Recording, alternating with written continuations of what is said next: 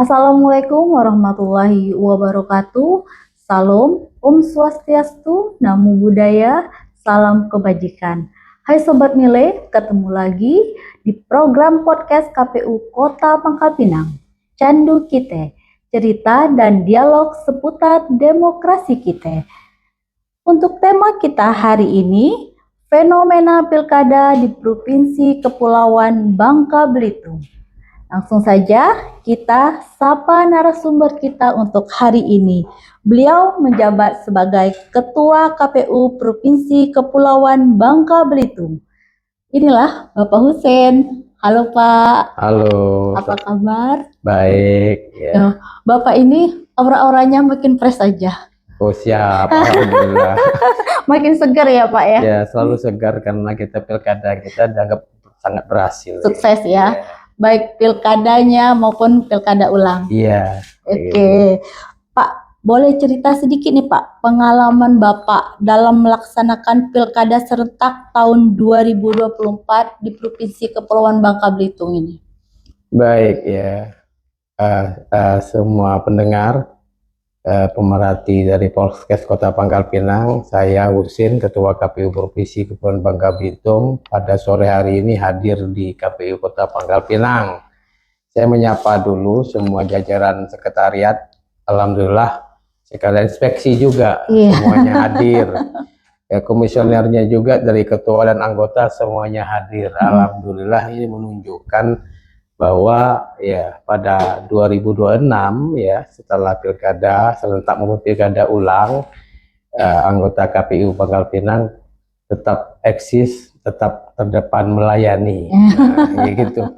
Kemudian ya terkait fenomena ya pelaksanaan pilkada, seperti kita ketahui sama halnya dengan provinsi kemudian kabupaten kota lainnya di seluruh Indonesia, bahwa di 2024 kemarin, khususnya hari penghitungan 27 November, Bangka Belitung ya dengan provinsi dan 7 kabupaten kota secara serentak melaksanakan pemilihan gubernur dan wakil gubernur, maupun pemilihan bupati, wakil bupati, dan wali kota, wakil wali kota. Nah, dalam pelaksanaannya dalam pelaksanaan tahapan ya, saya menilai sebagai ketua, pelaksanaan tahapan baik yang dilakukan oleh KPU Provinsi sendiri sebagai punya wewenang melaksanakan pemilihan gubernur, maupun semua tahapan yang dilaksanakan oleh KPU Kabupaten Kota kita di 7 kabupaten kota, semuanya sudah berjalan sangat baik, dan hasilnya tentu pada saat tahapan pemungutan dan penghitungan ya, dan hasil yang kita capai juga ternyata semuanya baik. Indikatornya Bapak ya, indikatornya apa? Pada pelaksanaan pilkada serentak kita kemarin di 2024, semua pelaksanaan pemungutan penghitungan itu, pemungutan terutama hari pemungutan itu tidak ada kendala sama sekali. Biasanya kan pada hari H-nya itu banyak sekali kendalanya waktu lah, bencana alam lah, bahkan mungkin keributan lah, faktor manusia lah, faktor alam. Tapi alhamdulillah semuanya berjalan. Bahkan wilayah-wilayah beberapa kabupaten yang memiliki daerah pulau, ya semuanya bisa melaksanakan pada jam yang sama, hari yang sama, jam yang sama, dan berakhir pemungutan juga sama. Dan itu indikator, dan saya menilai semuanya alhamdulillah semuanya berjalan baik dan menghasilkan tentunya ya bermacam, tentunya seperti kita ketahui ada 5 daerah yang sudah menghasilkan kepemimpinannya ya, sementara hasil di 2 daerah Kabupaten Bangka dan Kota Pangkal Pinang pemilihan tidak menghasilkan kepemimpinan karena kolom kosong dimenangkan kolom kosong. Ya. Seperti kita ketahui dari 7 kabupaten kota itu terdapat 2 kabupaten dan 1 kota yang memiliki calon perseorangan, dan hasilnya 1 daerah Kabupaten Bangka Selatan calon perseorangannya tetap menang, sementara Kabupaten Bangka dan Pangkal Pinang tidak berhasil menang. Oleh karena itu akhirnya kan terjadi pengulangan di tahun 2025. Iya, Nah, oleh karena itu ketika saya jelaskan, ya, fenomena pilkada serentak kemarin, ya, dengan calon perseorangan, muncul calon perseorangan itu memang ya keadaan regulasinya memungkinkan, sehingga banyak juga di daerah lain terjadi hal seperti itu yang kita sebut banyak yang borong partai, ya, perseorangan, ya. Nah, namun yang lain tidak ada masalah, artinya calon perseorangan tetap menang. Tapi di Bangka Belitung ternyata tidak. Ya, ternyata walaupun dibeli partai-partai, ternyata di wilayah Pangkal Pinang dan Bangka ternyata tidak. Ini bukti bahwa tingkat demokrasi, tingkat pendidikan masyarakat terkait untuk hak memilih pemimpinnya semakin tinggi. Buktinya kan menang, ya. Mereka tidak menginginkan dengan cara demikian. Nah, dan akibatnya tentu ya kotak kosong menang. Dan uniknya dengan kotak kosong atau kolom kosong menang ini hanya terjadi di wilayah Provinsi Kepulauan Bangka Belitung. Iya, dari seluruh Indonesia ya Pak ya. Maka dalam pelaksanaan pilkada serentak kita menyisakan dua kegiatan pilkada ulang, dan itu terjadi hanya dari seluruh negeri kita, provinsi cuma ada di kita. Dan itu kita sudah laksanakan dengan Pangkal Pinang dan Bangka, sudah melaksanakan dengan regulasi yang ada, dan alhamdulillah pelaksanaan itu juga semuanya dapat dilaksanakan, semua tahapannya ya dapat dilaksanakan dengan baik, ya. Kemudian dengan benar sesuai dengan aturan, dan hasilnya ya seperti diketahui semuanya sudah berhasil, sekalipun artinya ada gugatan. Jadi kita ketahui Pangkal Pinang tidak ada gugatan dari 4 paslon, kemudian tidak ada gugatan sehingga bisa ditetapkan paslon yang memiliki suara tertinggi dapat ditetapkan jadi wali kota dan wakilnya. Sementara Bangka sendiri ya terjadi gugatan, dan pasca gugatan selesai baru bupati dan wakil bupatinya dapat ditetapkan, kemudian sekarang sudah dilantik dan sekarang sudah bekerja. Iya. Ada yang menarik ya, saya melihat dalam konteks sebuah pelaksanaan pemilu dan pilkada ini, indikator sebuah keberhasilan itu diukur dari konteks penyelenggaranya, kemudian masyarakat itu sendiri. Iya, seperti tingkat partisipasi ya Pak ya. Masyarakat itu sendiri. Pemilu tidak bisa dilaksanakan, tidak bisa digelar kalau tidak ada penyelenggara, karena ada penyelenggara. Penyelenggara hebat juga kalau masyarakat tidak peduli atau masyarakat tidak ada semangat, kan nggak ada. Ya, peserta juga artinya ya. Nah, jadi semuanya berkaitan ya, penyelenggara, peserta maupun masyarakat. Nah, kalau kita lihat artinya dari 3 macam ini arti indikatornya tadi. Nah, saya ingin memastikan dalam konteks penyelenggara, baik KPU provinsi maupun KPU kabupaten kota, saya katakan pada saat pelaksanaan pilkada serentak hingga pilkada ulang untuk 2 kabupaten tadi, semua tahapannya dilaksanakan sudah sesuai dan benar. Dan hasil pada hari pemungut hitung juga dapat dilaksanakan dengan baik, hingga pada penetapan hasil itu sendiri sudah berjalan dengan baik. Ya, kita contohkan. Nah, kenapa ada keberhasilan pengulangan itu sendiri? Kita lihat partisipasi peserta meningkat. Nah, tadinya hanya 1 perseorangan, hanya calon perseorangan, calon tunggal.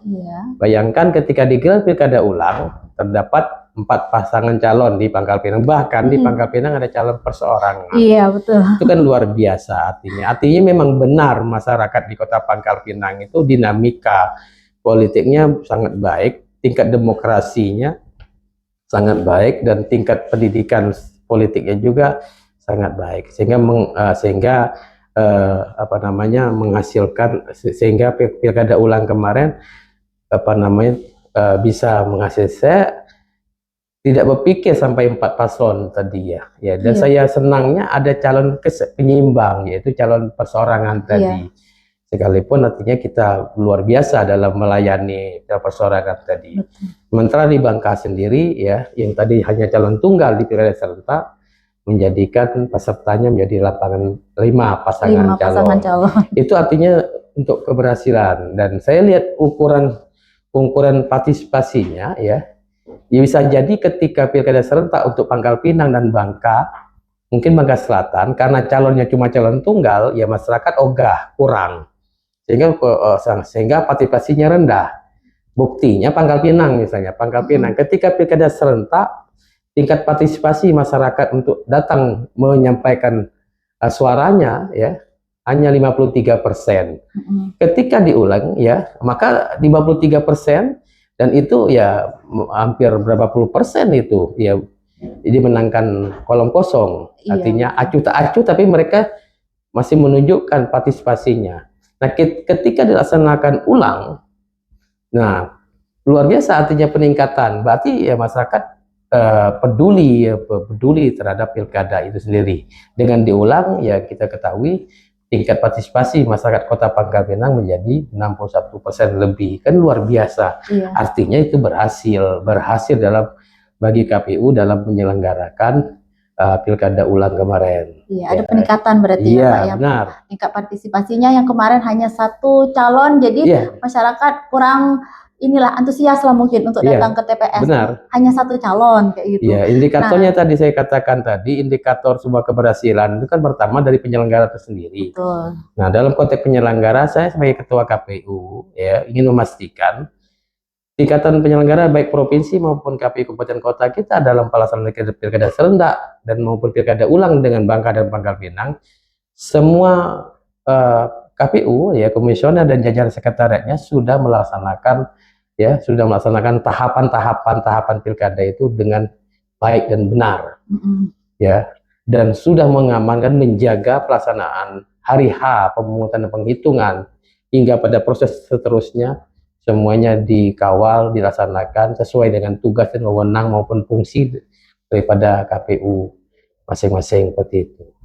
Ya, jadi fenomena kota kolom kosong ini ya Pak ya. Iya.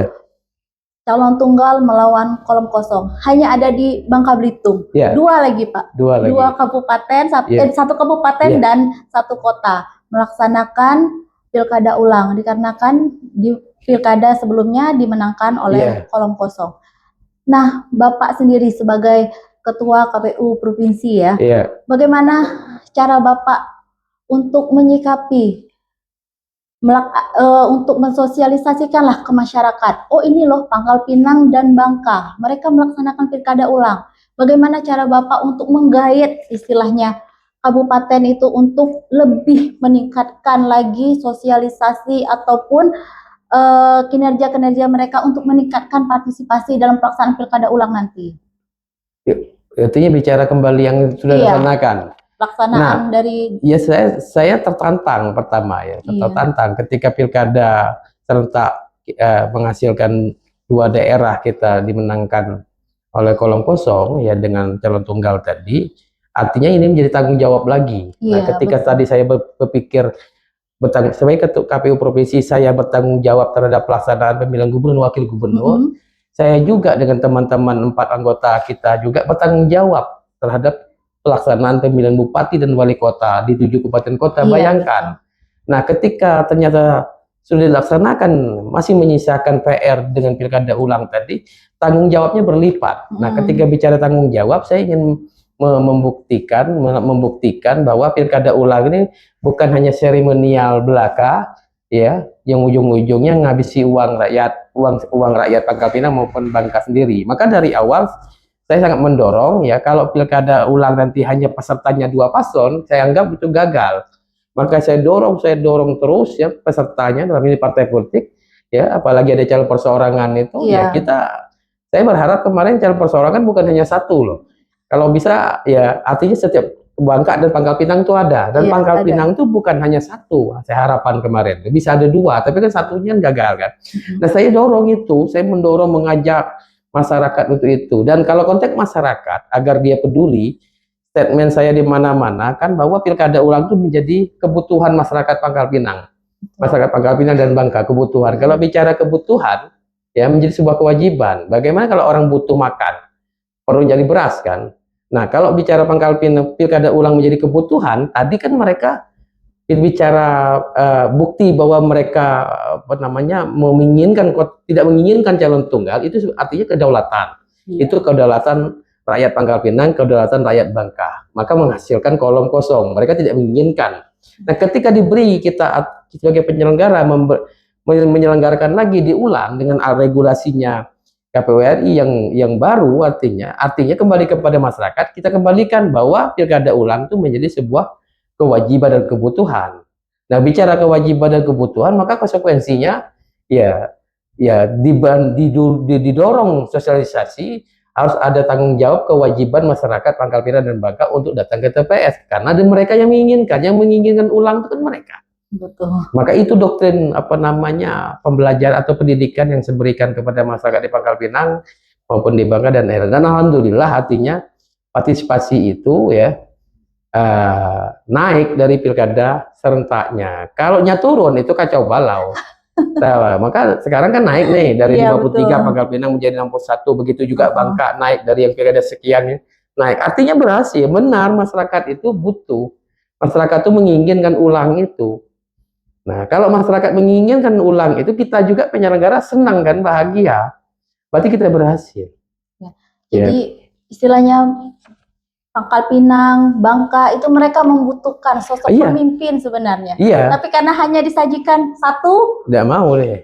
Nah, itu ukuran demokrasi. Berarti demokrasi di Bangka maupun khususnya di Pangkal Pinang ya ada pembeda dengan daerah di lain ya, daerah ya. Bangka Selatan calonnya tunggal juga, tapi itu unik. Jadi hal-hal yang terjadi itu banyak faktor, banyak dimensi yang mungkin dikaji kenapa dan mengapa seperti itu terjadi.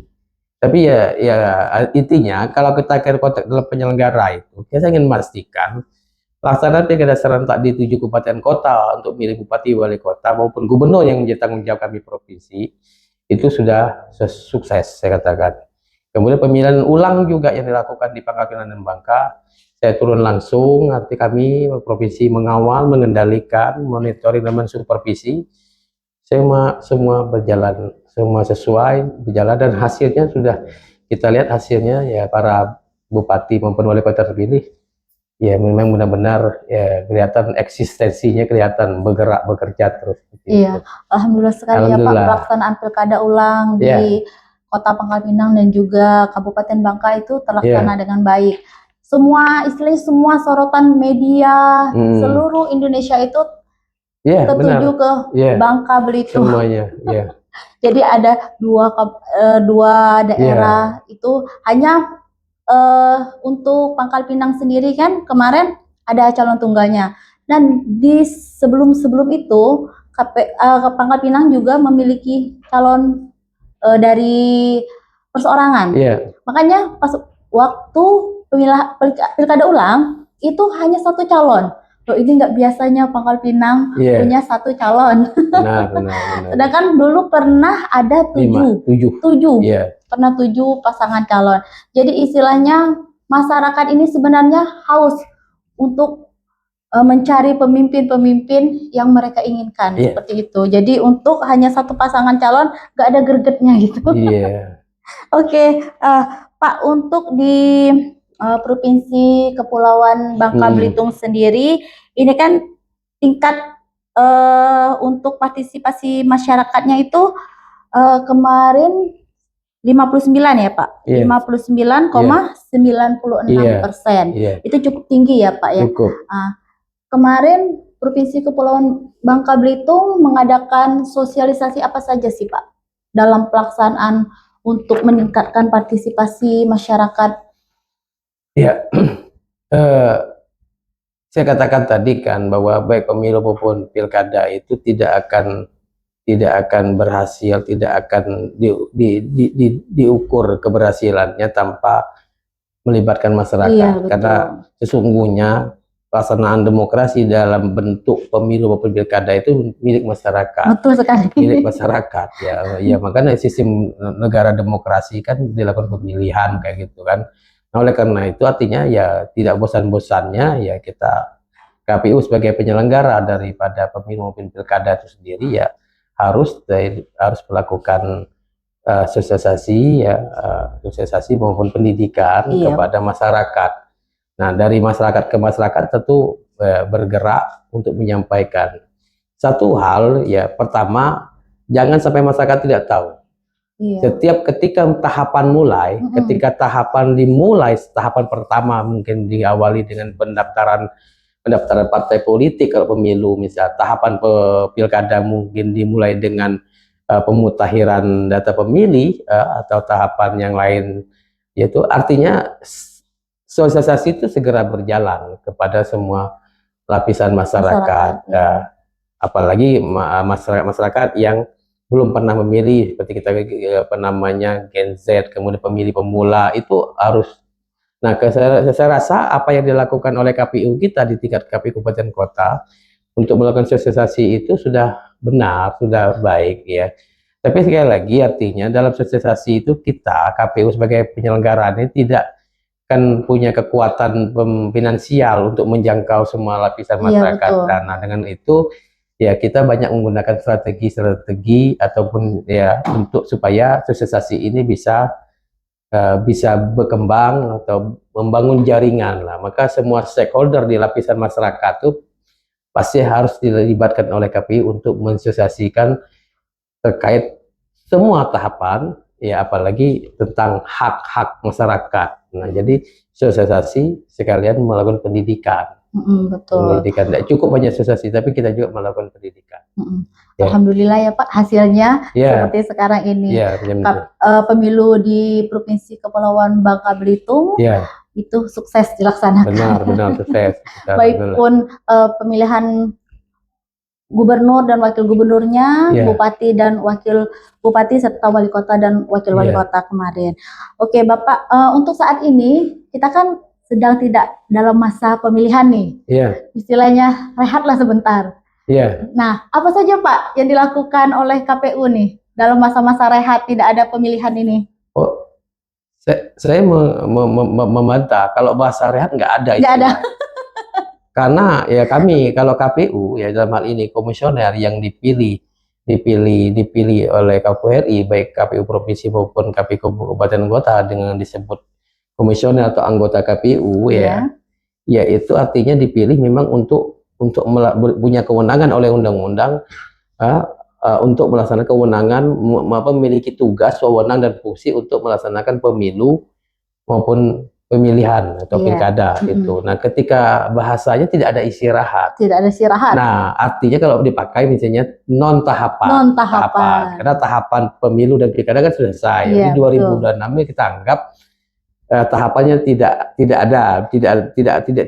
dalam masa tahapan pemilu maupun pilkada. Non tahapan tadi Pangkal Pinang 2026. Itu kalau konteks Pangkal Pinang sebenarnya baru selesai ini kan, Desember ini kan baru selesai Pangkal Pinang Bangkano, November tadi kan baru selesai pasca pelantikan bupati dan wali kota. Artinya, nah waktunya sudah masuk ke 2026 ini kita tidak istirahat.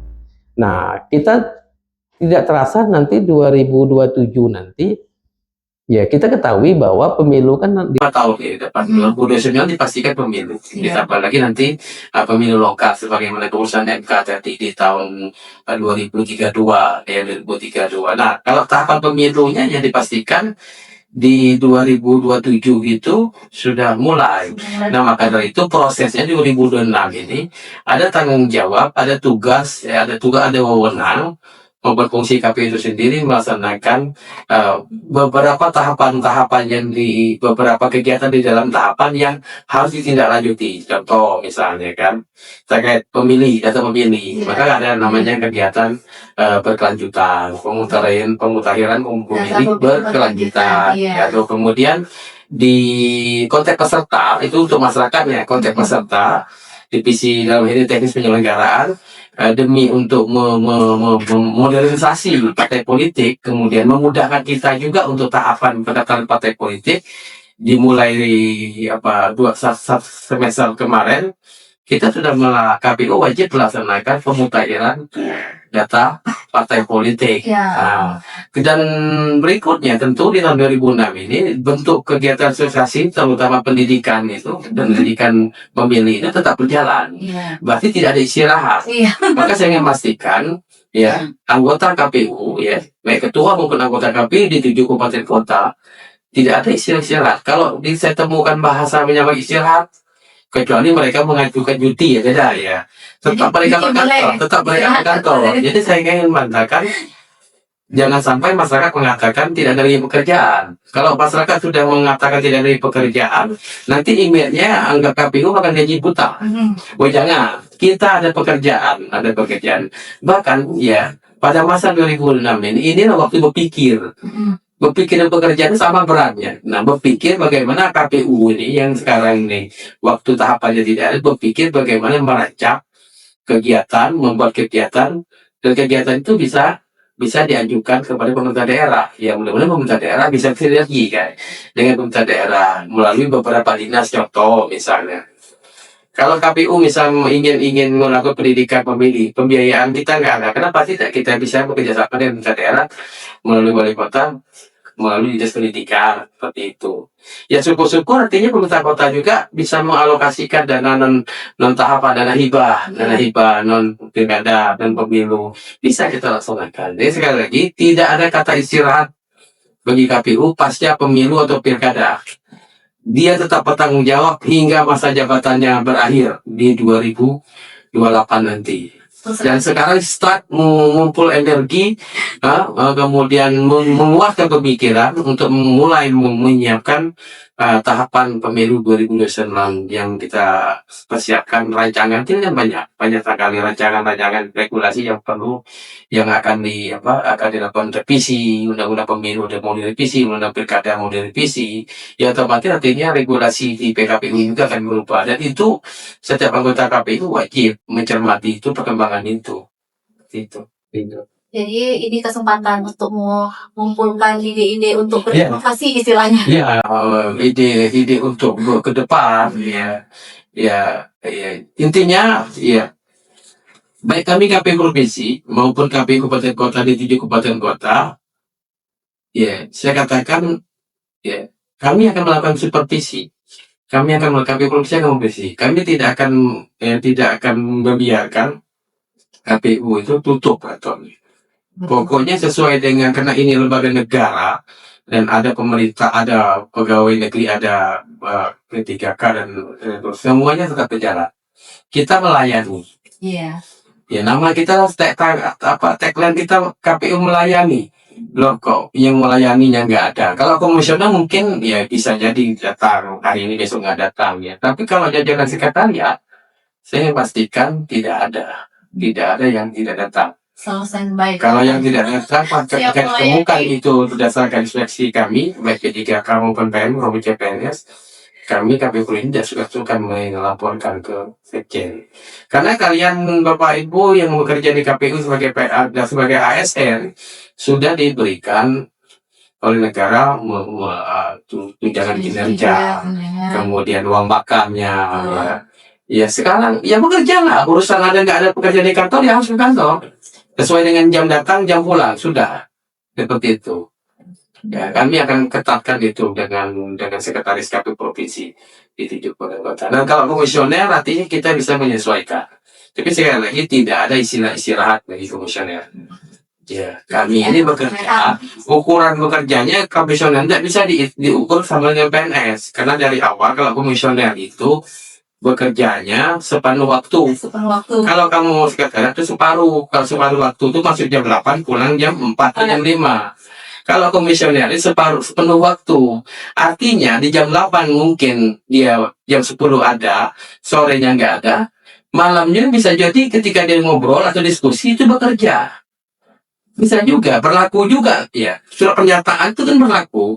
Kami diminta menandatangani menandatangani surat pernyataan bersedia bekerja sepenuh waktu. Sepenuh waktu itu tidak dibatasi pada hanya tahapan pilkada atau pemilu. Berarti 2026 juga sepenuh waktu. Jadi jangan diukur misalnya nggak ada komisioner. Ya, nggak ada komisioner bisa dalam jalan jam. Tidak bisa, komisioner tidak sama kerja dengan komisioner, tapi yakinlah komisioner kan dalam hal ini ya, anggota KPU di kabupaten kota maupun provinsi bertanggung jawab apa yang sudah diamanatkan oleh undang-undang pemilu maupun pilkada sebagai dasar pengangkatan seperti itu. Oke, baik. Iya. Terima kasih Bapak. Nah, untuk terakhir kali ini Pak, 3 kata untuk KPU Kota Pangkal Pinang. Iya. KPU Kota Pangkal Pinang ya. KPU Kota Pangkal Pinang terbaik melayani, Wah. berintegritas, sukses. Top sekali. Terima kasih Baik. Bapak sudah bersedia membersamai kami dalam podcast kami KPU Kota Pangkal Pinang. Semoga Bapak selalu sukses untuk kedepannya. Ya. Ya, ini nanti mau kemana lagi? Udah KPU ini ke Bawaslu? Belum. Masih bisa sekali lagi. Masih. Oke. Oke Bapak, sekali lagi terima kasih. Nah, Sobat Mile, demikianlah tadi bincang-bincang kita bersama Ketua KPU Provinsi Kepulauan Bangka Belitung. Kita jumpa lagi pada program podcast KPU Kota Pangkal Pinang selanjutnya. Saya Marina Puspita undur diri. Wassalamualaikum warahmatullahi wabarakatuh.